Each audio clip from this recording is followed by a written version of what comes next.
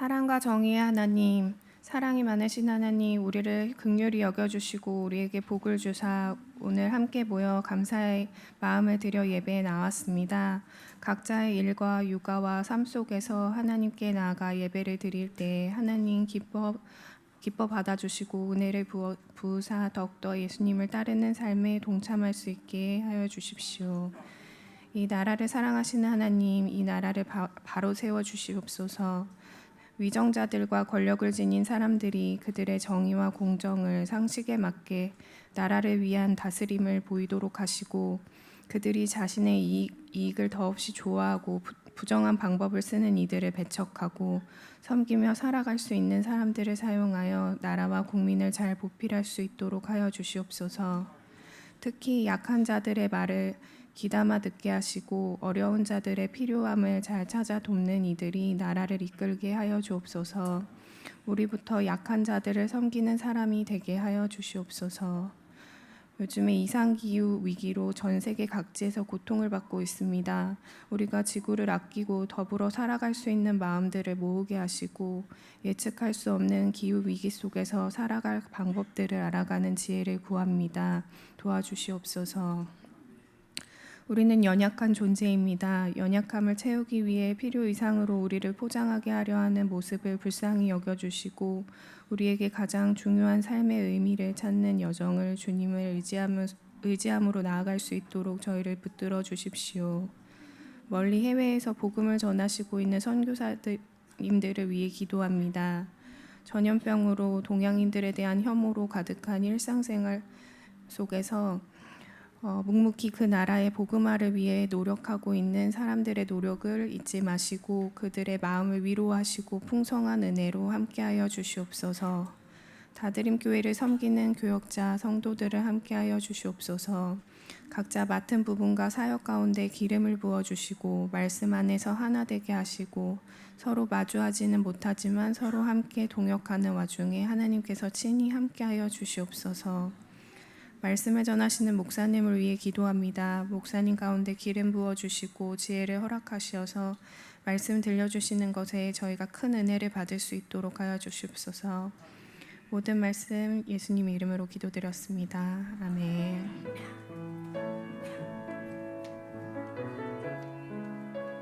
아멘. 자리에 다 앉으시겠습니다. 오늘 이 본문으로 설교를 하게 된 것은 지난 한 달 반, 적어도 한 2달 동안의 일들을 이런저런 얘기를 사역자들과 하다가 카톡에 목사님 한 분이 우리 직분자를 세우는 일과 교회 수련회와 또 내부 공사와 관리도 성결교회에 파송을 하여서 갔다 온 이 모든 이야기들을 통하여서 이렇게 말씀을 하셨어요. 목사님, 우리 교회가 교회를 세우고 교회를 세우는 일을 하고 있네요. 이렇게 한 달 반 내지 2달 동안의 일들을 가지고 이 한 단어로 정리를 하는 걸 보면서 이 설교를 생각하게 되었습니다. 지난 거의 2달 동안 해온 일들이 이런 거였구나. 그리고 이제 오늘 당회에서 결정할 일들을 보면서 이 말씀이 필요하겠다 생각하고 이 본문 사도행전 13장 1절부터 3절 말씀을 가지고 성령이 일을 시킬 때라는 제목으로 말씀을 선포하려고 합니다. 이 오늘 읽은 본문 말씀에 보시면 안디옥 교회에 선지자들과 교사들이 있었으니 곧 바나바와 니게르라 하는 시므온과 구레네 사람 루기오와 분봉왕 헤롯의 젖동생 마나엔과 및 사울이라. 주를 섬겨 금식할 때 성령이 이르시되 내가 불러시키는 이를 위하여 바나바와 사울을 따로 세우라 하시니 이에 금식하며 기도하고 2 사람에게 안수하여 보내니라. 여러분, 성령님은 교회를 통하여서 일을 하십니다.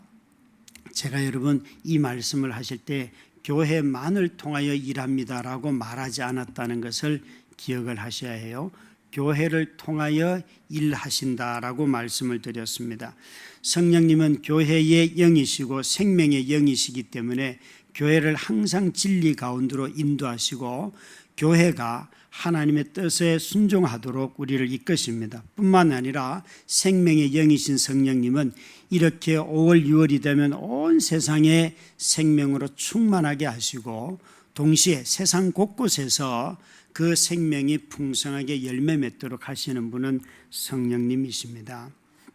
오늘 본문에서 이런 성령님이 어떻게 일하시는가 할 때 2절 말씀에 주를 섬겨, 이 섬긴다는 단어는 주를 예배한다는 말로 바꾸어도 무방합니다. 주님을 예배할 때에 성령께서는 말씀하시고 일하고 계신다는 것이죠. 분명히 말씀드리지만 교회만을 통하여 일하신다고 말씀하지 아니하였고 교회를 통하여 말씀을 하시고 일하십니다. 이 본문 13장 1절부터 3절까지 보면 두 번 금식하여 기도할 때라는 말씀이 나오는데 2절 말씀엔 주를 예배할 때 그들이 금식하면서 성령의 음성을 듣습니다. 또 성령의 음성을 듣고 난 뒤에 3절에 보시면 이에 금식하며 기도하고 두 사람을 보냈다 말씀하고 있죠. 먼저 첫 번째 나오는 이것은 예배할 때에 그들이 하나님의 음성을 들었습니다. 바나바와 사울을 따로 세워라 라는 음성을 들었지요. 음성을 들었기 때문에 바로 순종하고 실행하면 될 터인데 이들은 그렇게 하지 아니하고 또 온 교회가 모여서 기도하였습니다. 그리고 금식하고 기도하여 두 사람을 안수하여 보내었다라고 성경은 기록하고 있습니다. 이것은 무엇인가 하면 그들이 성령님의 음성을 들었을 때에 그곳에서 멈추지 않고 다시 온 교회가 합심하여 기도하며 성령의 뜻을 분별하였다는 것이죠. 그래서 그들이 이 말씀을 듣고 함께 기도하며 마음을 정하였습니다. 우리 모두는 다 주를 예배할 때에 교회에 말씀하시는 하나님의 음성을 듣게 됩니다. 이 들은 말씀을 가지고 교회는 기도하게 되겠지요. 그래서 하나님의 말씀을 들었으면 우리가 즉각적으로 순종하는 것만 생각하는데 그것이 아니라 온 교회가 다시 기도함으로 말미암아 이 말씀을 어떻게 순종하고 언제 순종하고 누구를 보낼지는 알지만 우리 모두가 어떻게 동력할지를 이들이 정하였던 것입니다. 사실 여러분, 바나바와 사울이 자원하여서 선교지로 가지 않았다는 것이 중요합니다. 이 말씀은 교회를 통하여 일하신다는 이 말씀의 핵심은 우리 모두는 이런 데 익숙해져 있습니다. 기도하다가 내가 은혜를 받고 기도하다가 내가 깨달으면 내가 가면 된다고 생각해요. 오늘 본문은 그렇게 말하지 않지요. 오히려 바나바와 사울이 자원하여 헌신한 것이 아니라 성령께서 말씀하신 것을 온 교회가 듣고 뒤따라 순종하였습니다. 그래서 이 말씀은 어디까지나 성령의 말씀에 순종한 결과이지 바나바와 사울이 먼저 우리가 선교하러 갈 테니까 우리 두 사람을 보내주시오라고 함으로 시작하지 아니하였다는 것이죠. 성령이 말씀하시고 교회가 듣고 순종하고 사람을 파송합니다. 이 모든 일의 주도적인 역할은 성령님이 하십니다. 정말 바나바와 사울이 결코 자원하지 않았다는 것은 오늘날 우리가 헌신하는 것과 비교해 본다면 아주 다른 것이죠. 오늘날은 지나치게 개인의 확신에 의존하는 경향이 많습니다. 내가 깨닫고 내가 확신하면 내가 실행하고 내가 가면 되는, 그래서 이런 것들로 너무나 많은 사역자들이 자신의 자원함으로부터 출발을 합니다. 그러나 자원함에서도 끝나면 아주 어려운 문제들이 많이 생기지요. 우리가 은혜를 받았을 때에 개인적인 성향이 도드라지고 받은 은혜를 가지고 자신의 헌신만 키우기 시작하면 교회와 연합하는 일들을 하지 못합니다. 그럴 때 큰 어려움을 맞이하죠. 그래서 성경적인 것은 은혜를 받을수록 오히려 교회와 연합하고 자신이 자원하지만 교회로부터 함께 허락을 받고 동력자들을 모으고 하는 이 모든 것들은 바로 은혜 받은 증거입니다. 은혜는 분명히 우리 마음, 개개인들의 마음속에 자원하는 마음을 불러일으킵니다. 그러나 공동체의 파송과 분리시키지는 않습니다. 이 자원하는 개인의 헌신과 파송하는 공동체가 아주 균형 있게 연합할 때에 그 사역이 온전하게 이루어지는 것입니다.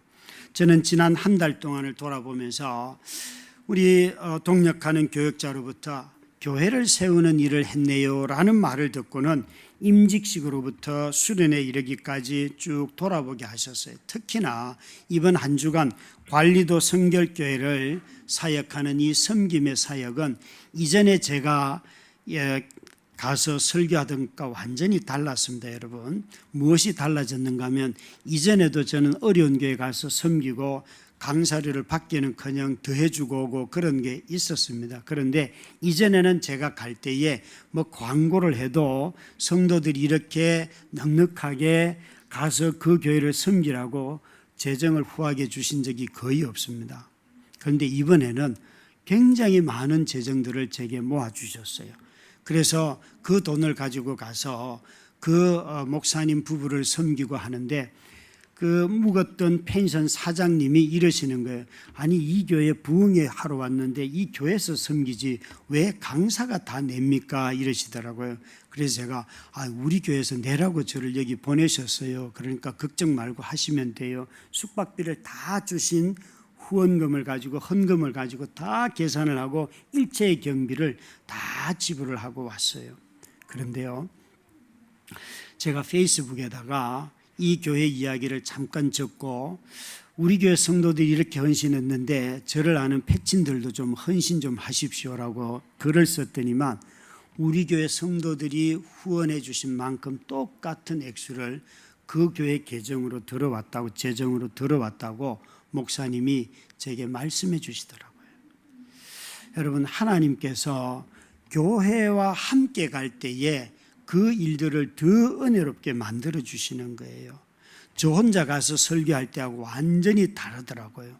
그것을 다시 한번 경험하면서 교회가 파송하는 일들을 한다는 것이 얼마나 복된 일이고 또 파송받은 자도 얼마나 평화롭게 가서 마음껏 섬길 수 있는지 그걸 다시 한번 경험하게 되었습니다. 보내주신 것에 감사하고 함께 동력할 수 있어서 고맙고 교회를 세우는 이런 일들이 우리 교회를 통하여 일어나고 있다는 것에 대해서 너무 감사해요.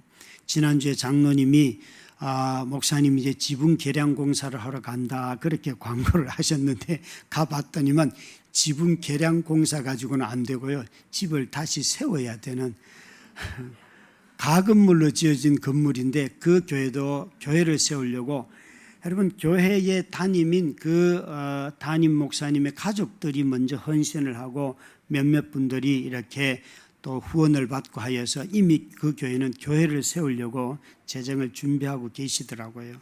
그러나 그 돈 가지고는 택도 없는 그런 재정이지만 그래도 하나님께서 일하고 계시는 것을 보고 왔습니다.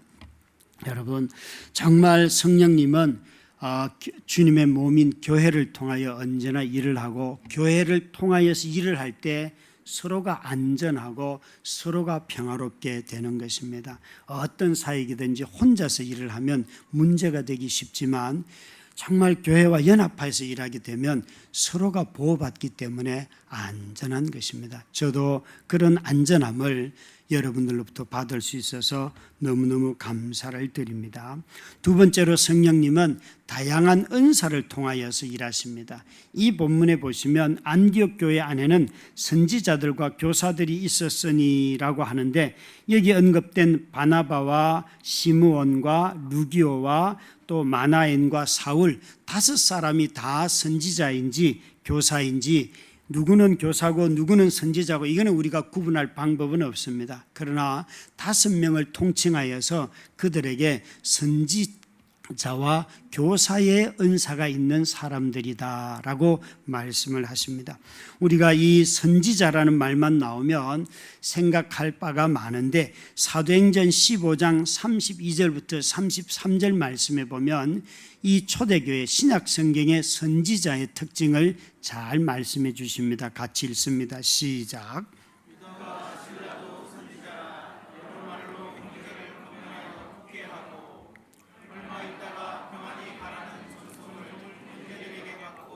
자기를 보내 사람들에게로 돌아가되. 아멘. 여기 보시면 유다와 실라는 바울과 함께 선교 사역을 하던 팀에 속해 있는 팀원들입니다. 그들은 선지자들인데 이 선지자들의 특징은 여러 말로 하나님의 말씀으로 형제를 권면하여 굳게 하고, 이 두 단어가 중요합니다. 초대교회에서 말하는 선지자의 특징은 성도들이 하나님의 말씀에 붙어 있도록 권면하고 하나님의 말씀으로 위로하는 사람이에요. 그러니까 우리 안에 있는 리더들, 또 성경을 가르치는 사람들, 성경 말씀 묵상하는 사람들, 서로가 다 사실은 신약 성경이 말하는 선지자예요. 하나님의 말씀으로 권면하는 모든 사람들이 이미 선지자의 은사를 받은 사람들입니다. 이 사람들로 말미암아 교회가 든든히 세워지고 성도들이 세워지는 것이죠. 그래서 교사와 선지자들은 공통된 특징이 있는데, 하나님의 말씀을 도덕적으로 가르치는 사람들은 교사이에요. 하나님의 말씀을 가지고 개개인적으로 권면하며 붙들어주는 사람들은 선지자예요. 이 두 가지 기능은 교회를 세우는 데 있어서 너무 중요한 기능들이에요. 안디옥 교회 안에 이런 사람들이 있었습니다. 그런데 저는 안디옥 교회가 가지고 있는 로마서 12장에 나오는 은사로 가지고 말한다면 부지런한 것도 은사고 열심도 은사인데, 그런 눈으로 본다면 이 안디옥 교회는 선교사인 바울과 그 팀을 1, 2, 3차에 걸쳐서 파송하고 와서 보고를 듣고 이 일을 반복하고 지원하는 일을 계속했어요. 빌립보 교회와 비교해 본다면 빌립보 교회는요, 파송할 때 후원했던 적이 있었지만 후원이 끊어지기도 하고 그렇게 했어요. 그리고 다시 기억났어요. 그러나 안디옥 교회는 그 일을 멈춘 적이 없습니다. 다시 말하면 안디옥 교회 성도들은 굉장히 성실했던 사람들이다. 여러분, 한 세대가 성실할 수 있어요? 다음 세대가 되면 우리가 결정한 것 아닌데 왜 우리가 해야 됩니까? 우리 형편도 어렵고 힘든데 왜 해야 됩니까? 이렇게 말할 수도 있어요. 그러나 안디옥 교회 성도들은 이 일들을 바울의 사역하는 기간 내내 너무 성실하게 이 일을 잘 감당하였습니다. 이것이 저는 은사라고 생각을 해요. 교회가 여러분 이런 성실함이 있어야지 선교사님들이 사역을 지속적으로 감당할 수 있지 않습니까? 우리에게 있어서 이런 사역을 지원하는 정말 성실함과 신실함은 하나님이 항상 요구하는 일들이고, 이것은 그 교회가 하나님의 사역을 감당하는 데 꼭 필요한 성품입니다. 우리 지난번 재직 훈련을 하면서 우병훈 교수가 쓴 교회를 아는 직분이라는 책을 가지고 함께 읽고 토론도 하고 그렇게 했습니다. 권사님들이 이런 말씀하시는 거 제가 엿들었습니다. 이 교수님의 책에서 권사의 직분이나 안수 직분은 성경에 언급되지 않기 때문에, 문자적으로 언급되지 않기 때문에 성경적인 직분이 아닙니다라는 말에 대해서 몇몇 권사님들이 반론을 제기하였어요. 직분은 그때그때 필요에 따라 주시는 것 아닙니까? 예, 맞습니다. 사도직은 고유한 직분이기 때문에 다시 주지 않지만 다른 직분들은 저도 시대적 상황에 따라서 주시는 거라고 생각을 합니다. 그래서 문자적으로 언급되지는 아니하였지만 권사와 안수 집사는 그러나 시대를 쫓아서 그 시대의 교회를 섬기도록 하나님 주신 직분이다, 그렇게 저는 확신합니다. 어떤 직분이든지 간에 그 목적은 하나님의 몸된 교회를 섬기는 것입니다. 그래서 은사가 다양하고 다양한 은사가 교회 안에서 서로 통용이 될 때, 그 은사를 통하여서 일이 이루어질 때 우리는 하나님의 사랑이 얼마나 풍성한지, 하나님이 얼마나 다양한 분이신지를 우리는 깨닫게 돼요. 여러분, 은사를 가지신 분들이 자기 은사를 가지고 자기 신앙의 수준이나 자기 성품의 수준을 결정하는 기준으로 삼으면 대단히 오해입니다. 은사와 성품은 함께 가는 것이 아닙니다. 교회인 몸을 세우기 위하여서 은사를 주시기 때문에 어떤 사람들은 그 사람은 기도만 하면 정말 삼청천을 왔다 갔다 하는 사람도 있고, 어떤 사람은 기도는 하려고 하면 눈을 분명히 자기는 한 5분 한 것 같은데 눈 뜨면 5초도 안 지나간 그런 사람도 있어요. 그런데 그 사람들은 몸을 움직이면 막 남들은 막 20분 하고도 헐레 하는데 이 사람은 막 4-5시간을 해도 끄떡도 안 하고 하는 사람도 있어요. 각각 다 달라요. 그런데 어느 것 가지고 이것이 더 좋은 은사고 저것이 더 이렇게 말씀하시면 안 됩니다. 그 모든 은사를 다 쓰시는 거예요. 하나님 몸을 세우는데 쓰시는 거예요. 지난 주일 장로님이 저를 파송을 하실 때에 지붕 이야기를 하셨는데 가서 보자마자 그 교회에 정리할 게 너무 많은 거예요. 정리할 게. 그래서 이튿날 그 목사님 제가 보기에 저런 거 정리하면 예배 드리는데 참 집중력이 높아질 텐데 하실래요? 그러니까 이분이 저는 못합니다 이러더라고요. 그래서 제가 합니다. 그랬더니만 사모님하고 둘이서 하는데 얼마나 웃었는지 몰라요. 사모님은 굉장히 부지런하신 분인데 손도 못 대는 거예요. 그래서 저하고 둘이 하면서 얼마나 재밌게 했어요. 그래서 깨끗하게 제가 사진 둘을 올려드렸습니다. 그랬는데 그 펜션의 사장님이 저희들을 보시더니 이러는 거예요. 그 목사님과 저와 우리 청년부에 오실 목사님과 같이 넷이서 앉아서 식사를 하는데 그 지역의 목사님에게 이 일은 목사님이 잘못한 거예요. 저 김 목사님이 잘한 게 아니에요. 이러시는 거예요. 제가 이렇게 그 펜션 사장님에게 참 사장님의 경우가 참 바르십니다. 어떻게 그걸 아십니까? 이건 저분이 잘못한 거예요. 제가 잘한 게 아니에요. 그랬더니 막 웃으세요. 우리 목사님이 게으르신 거네요. 이러시더라고요. 그래서 얘기를 하세요.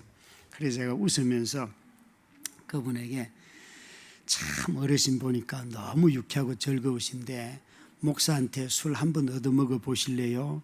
그리고는 제가 그 냉장고에 있는 막걸리를 한 병 가지고 와서 따서 제가 먹은 게 아니고 그분에게 즐겁게 따라주면서 목사한테 술 얻어먹었으니까 이제 빚진 게 있으시죠? 그러니까 자기 생애에 목사한테 술을 처음 얻어먹었다는 거예요. 그러면서 뭐가 좀 꿀리는 게 있습니다 이러는 거예요. 그래서 제가 당연히 꿀리죠. 당연히 꿀리죠. 그래서 이분이 오늘 오신다고 그랬는데 지금 안 왔어요.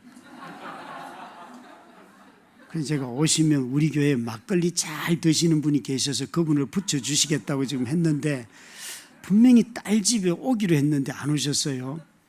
이러더라고요. 이분이 목사님 저는 너무 착해서 교회 안 가도 됩니다 이러더라고요. 그래서 제가 그래 착하세요? 혹시 마누라를 괴롭힌 것 같지 않습니까? 그랬더니만 아내가 벌써 우세요. 예. 여러분 착하다고 말하는 사람은요 가장 가까이 있는 사람에게 가장 무관심한 사람들은 다 착하단 말이에요. 우리 아버지가 그랬어요. 저는 이런 불신자들 막 그런 분들을 대하는데 주저함이 없는 사람이에요. 그건 제게 주신 은사예요. 이걸 모든 사람이 못합니다. 그게 목사님은 술 대접하면 쫓겨날 거예요. 일단 분위기가 안 돼. 그 동네에서 유일하게 양복을 입고 다니는 분이 그분이에요.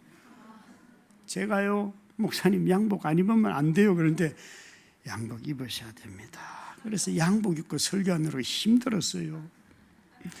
저는 아주 프리스타일을 좋아해요. 그런데 그런 이유가 있어요. 사람들을 대할 때마다 그래요. 서로 너무 다양하지 않습니까? 그런데 자기 은사만 우월하다고 고집하면 스스로 망합니다. 교만해져서. 그런데 이 은사의 다양함을 이야기하면 교회는 너무너무 풍요로워집니다. 그래서 지난 수련회가 우리 교회가 이렇게 다양한가 하는 것을 보여준 정말 그림 언어예요. 저는 수련회 끝나고 난 뒤에 참으로 우리 안에 너무 많은 다양함이 있고 그걸 성도들이 즐길 줄 아는구나. 성도의 삶이 얼마나 행복합니까? 그걸 봤어요. 그게 가장 기뻤던 거예요. 여러분, 은사를 가지고 주장하지는 마시기 바랍니다. 공동체의 필요를 채우는데 잘 쓰시기 바랍니다. 주장하지 않는 다양성이 하나님의 사랑이 얼마나 풍성한지를 맛보는 그런 통로가 됩니다. 하나님은 성령님은 항상 다양한 은사를 통하여 일하고 계시기 때문에 그렇습니다. 뿐만 아닙니다. 성령님은 다양한 인종을 통하여도 일하십니다. 13장 1절에 보시면 여기에 바나바와 시므온과 루기오와 마나엔과 사울 이렇게 5명의 사람이 언급이 되어 있는데요. 그 첫 번째 나오는 사람 바나바는 우리가 아는 그 바나바입니다. 여기 보니까 구브로 출신이죠. 이 바나바는 사도행전에 보면 4장에 보면 자신의 재산을 다 바쳐서 예루살렘 교회 안에 가난한 자들이 없었더라 할 때 재산을 냈던 그 레위인 출신입니다. 이 사람이 안디옥 교회가 부흥을 하니까 예루살렘에서 안디옥으로 보냈어요.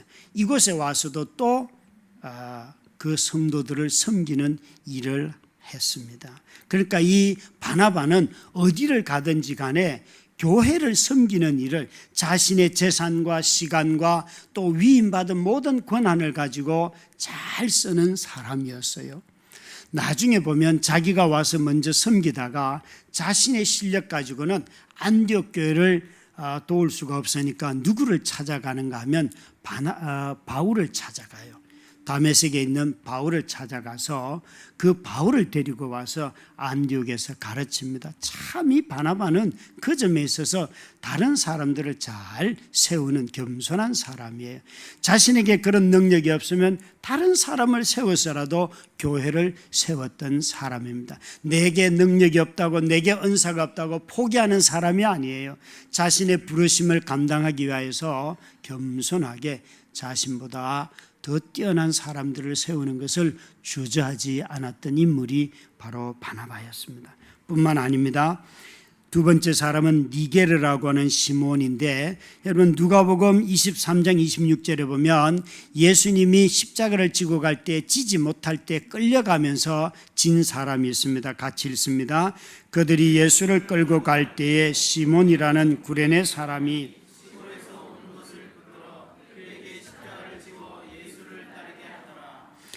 여기 나오는 구레네 사람 바로 시몬이 이 사람이라고 추측을 합니다. 왠가 하면 그의 아들이 알렉산더인 루포인데, 루포라고 하는 사람은 나중에 교회 공동체 안에 속한 사람으로 등장하기 때문에 그렇습니다. 그래서 그의 아버지가 아마도 십자가를 지고 가고 난 뒤에 그 이후에 회심하였을 것이다 라고 추측을 합니다. 그 구레네 사람이 바로 이 시몬이고요. 뿐만 아니라 다음에 나오는 루기오라고 하는 사람도 이 앞에 언급된 시므온과 같은 그 고향 출신입니다. 두 사람 다 아프리카에서 온 사람들입니다. 그리고 네 번째 인물은 헤롯 분봉 왕인 헤롯의 젖동생 마나엔이라고 했는데, 젖동생이라는 것은 친구 내지는 같이 자란 사람이다 그런 뜻을 갖고 있습니다. 하여간 이런 사람도 있고요. 다섯 번째가 사울은 우리가 잘 아는 사람이죠. 이 안디옥 교회의 교사와 선교사들은 출신 지역이 아주 다양합니다.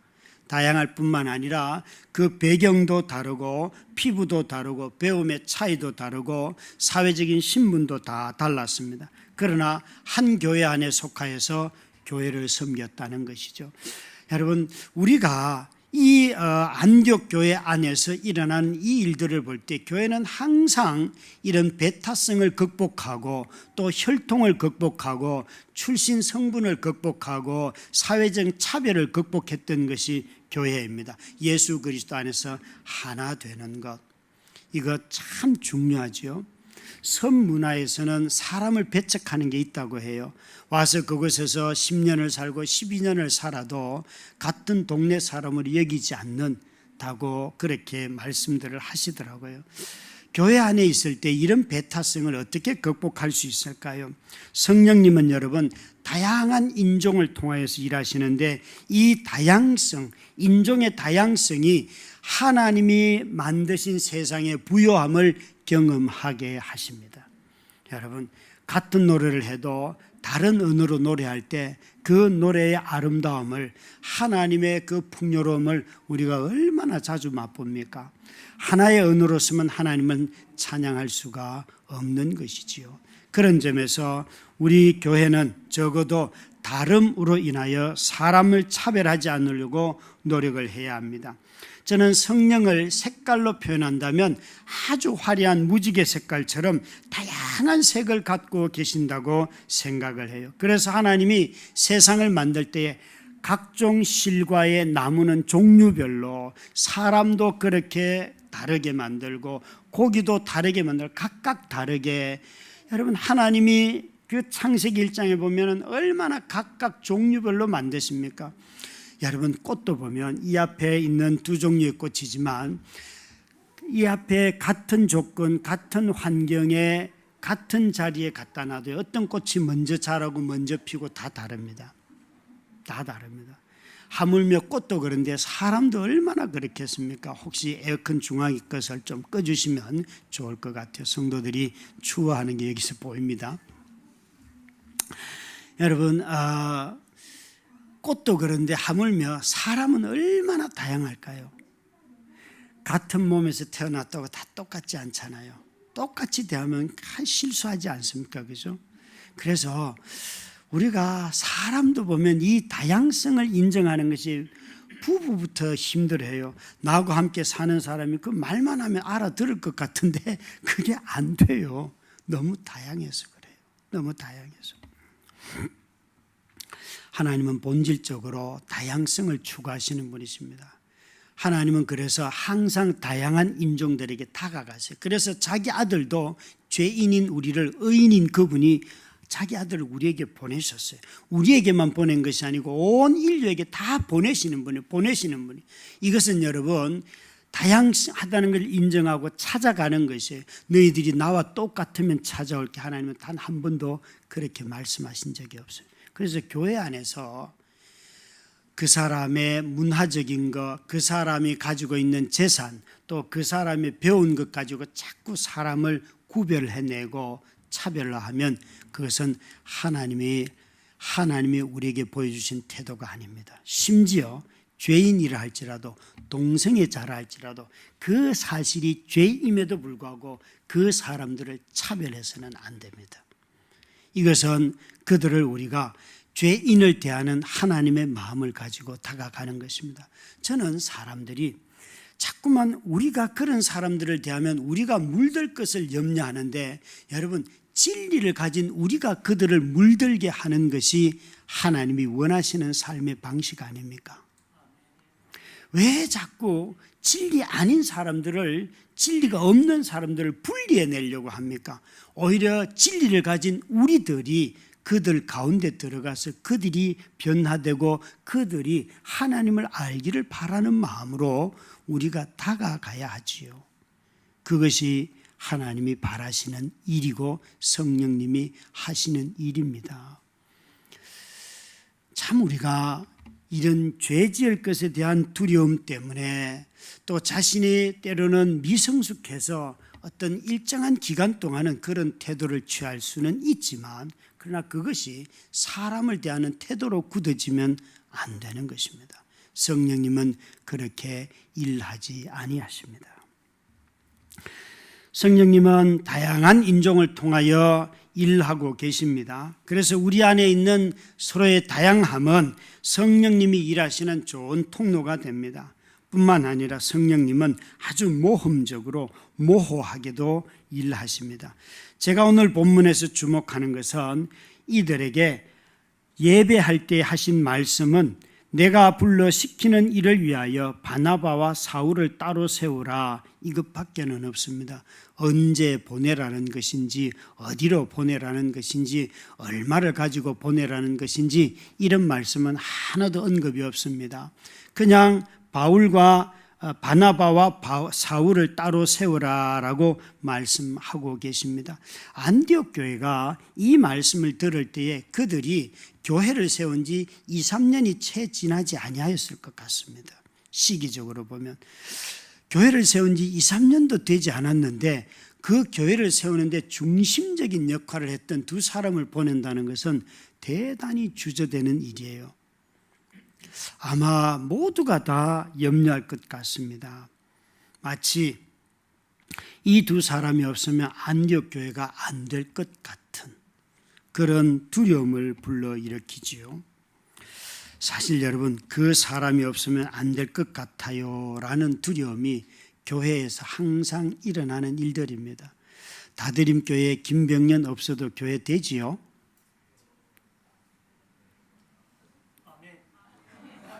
왜 이렇게 뜸을 들이세요? 예? 안 됩니까? 저를 미워서 빨리 보내려고 하시는 분들 말고, 그런 거 말고요. 정말 우리 이번에 이미리 목사님 사임을 하세요. 7월 말에. 청년부 될 것 같습니까? 안 될 것 같습니까? 잘 될 것 같습니다. 저는 제 귀에 이미 미리 목사님 사임하면 교회 떠난다는 청년이 있다고 미리 목사님 통해서 들었어요. 저는요, 정말 그런 말 들을 때 목사님 사역을 잘했구나 이렇게 생각해요. 청년 다 데리고 가도 돼요. 다 떠나도 돼요. 왜 여러분 두려우세요? 사역을 잘한 사람을 좋아하고 그분과 함께 하려고 하고 이런 거는 좋은 거잖아요. 그죠? 그분이 사역을 잘했기 때문에 5년을 저희와 함께 했었는데 그런 말 안 듣고 떠나는 사람이 사역 못한 거지요. 예? 정말이라니까요. 여기에 여러분, 우리는 모두가 다 그런 두려움이 있습니다. 목사님이 청년부를 사임하면 이거 어떻게 될까? 그런 마음이 왜 없겠습니까? 그런데 우리 주님은 여기에 어린 안디옥교를 향하여서 바나바와 사울을 보내라는 게 대단히 모험적이지 않습니까? 어떻게 이런 일들을 하라고 시키겠습니까? 그러나 중요한 것은 이것입니다. 그들이 3절 말씀에 보니까 이에 성령의 음성을 예배 중에 듣고 금식하며 기도하고 두 사람에게 안수하여 보내리나 그들이 바로 보내는데 4절부터 보시면요. 여러분 성경이 폈으니까 두 사람이 성령의 보내심을 받아 실루기아에 내려가서 거기서 배 타고 구브로에 가서 살라미에 이르고 이렇게 시작하는데 이들이 어느 지역으로 어떻게 보내는지 다 정해졌고 시기도 바로 기도하고 난 뒤에 보냈습니다. 여러분 저는 가끔 이런 생각을 합니다. 모호하고 모험적일수록 하나님의 일이다. 그래서 이번에 이미리 목사님 이렇게 보내는 일은 하나님의 일이다 생각해요. 사실은 수련회가 있기 전에 지금부터 2달 전에 목사님이 당회에 들어오셔서 자신이 제주도에 가서 교회를 개척하려고 하니까 저를 파송해 주십시오. 다드림교회 이름으로 파송을 해 주시면 좋겠습니다 라고 말씀을 하셨어요. 그때 당회에서 우리가 수련회에 집중하고 이 결정은 나중에 수련회 끝나고 난 뒤에 합시다. 그렇게 연기를 시켰는데 오늘 그 일에 대하여서 장로님들과 함께 이제 결정을 하게 됩니다. 저는 5월 14일에 임직을 하고 여름 수련을 27, 28, 29 잘 마치고 그리고 교회 내부 공사를 실행을 하고 관리도 교회에 가서 이렇게 교회를 말씀으로 섬기고 올 수 있었던 모든 일련의 과정의 마침표가 이제 목사님이 사임하고 제주도 개척하는 이 일과 연관이 있구나라고 생각을 합니다. 그래서 지난 2달 동안에 여러 일들을 하나님이 제가 그동안 거의 10년 가까이 CTCK라고 하는 그런 단체에 속하여서 이사를 하면서 교회를 개척하고 교회를 갱신하는 일들을 해왔어요. 매해마다 봄, 가을에 2번씩 모든 교역자들은 가서 세미나를 듣고 그 세미나를 통해서 우리가 어떻게 하면 교회를 개척할까 이것을 생각하고 교회를 갱신할까 사례 발표를 들으면서 같이 활동해 왔습니다. 모호했던 저의 이런 세미나 참여들을 하나님이 이제 올해에 5월 달에 임직식부터 목사님의 개척까지 일종의 하나의 세트처럼 제게 그림원으로 보여주셨어요. 아, 그동안 이런 일들을 준비했구나. 우리 교회는 비교적 교회를 갱신하는 일에 힘써 왔습니다. 그래서 이 일들이 여러 부족함이 있음에도 불구하고 교회의 건강한 교회 또 라고 한다면 어느 정도 모범이 될 만큼 그렇게 교회를 잘 운영해 왔다고 저는 자부합니다. 그러나 이제 하나님께서는 우리를 통해서 교회 갱신을 계속해야 되지만 동시에 교회를 개척하고 또 나아가서 나중에 교회를 분립하는 이런 일들 또한 잘 준비하여서 하기를 원하시는구나 라고 저는 개인적으로 확신하였습니다.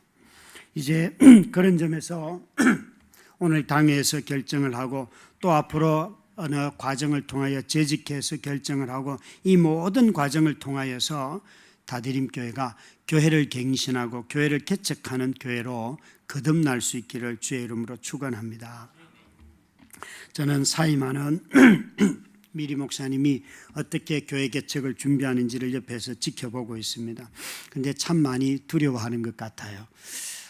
이전에 그런 모습을 안 보였는데 굉장히 두려워하면서 저한테 자주 이렇게 말합니다. 제가 돌아와도 받아주셔야 됩니다. 그럽니다. 그래서 미리 목사는 돌아오면 내가 받아준다 그랬어요. 참 여러분 두렵지요. 그래서 어제 저녁에 설교를 준비하면서 왜 이 일을 두려워할까? 저 사역자가 두려움이 별로 없는 사역자인데 왜 두려워할까? 라고 생각을 하다가 어떤 생각 한 단어에 딱 머물렀어요. 그것은 결혼이라는 단어에 머물렀어요. 제가 우리 큰딸에게 너 결혼에 대해서 어떻게 생각하냐 그러니까 아이가 두려워요 그러더라고요. 그래서 뭐가 제일 두렵냐 그러니까 아빠 나는 결혼 자체도 두렵지만 자녀를 낳는 게 너무 두렵고 자녀를 낳는 게 왜 두렵냐 그러니까 내 인생이 사라지는 것 같아. 얘야 나는 벌써 3번이나 내 인생이 사라졌다. 그런데 여러분 자녀로 인하여서 겪는 애환들이 있지만 즐거움도 참 많지 않습니까? 즐거움이 너무 많잖아요. 그렇지. 여러분 결혼하여 자녀를 낳는 것이 얼마나 큰 두려움입니까? 그런데 교회를 개척하는 건 뭐예요? 영적인 출산이잖아요. 똑같은 두려움이 그렇구나.